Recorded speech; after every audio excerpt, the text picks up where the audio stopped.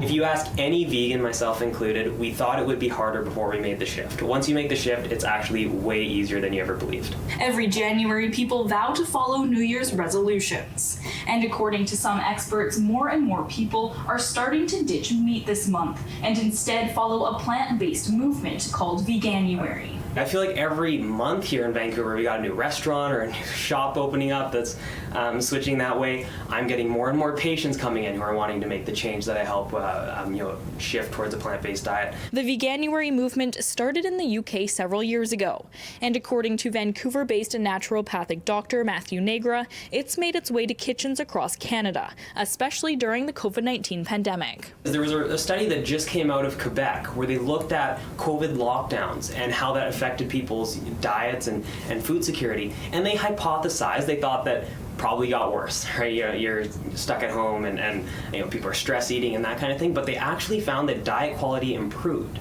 And it improved because you're forced to cook at home, you're forced to eat a lot more of these sorts of plant foods like whole grains and legumes that are easily stored, and you can batch prep and that. And so people actually did get healthier, and so I do think it has had an impact. Of course, I don't have data out here in BC, but people are definitely making that shift. According to a recent analysis of Google data by international foodie blog Chef's Pencil, there was a massive increase to the number of vegan-related searches in 2020.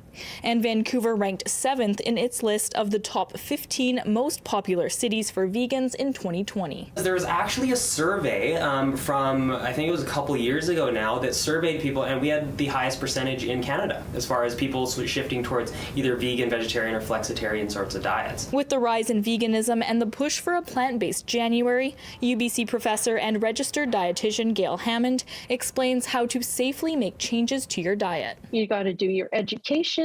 You got to learn how am I going to make sure that I get the nutrients I need in foods that are meaningful to me. But Hammond says those following a plant-based diet are still in the minority. Vegetarianism and veganism account for, it's moving up, but I'd probably say still below about 10% of the population in Canada. And according to Dr. Nagra, making the switch to veganism is easier now than ever before. Today, there's a vegan restaurant in every corner, and there's vegan options in every single restaurant. It could not be easier. In Vancouver, Miranda Fatour, City News.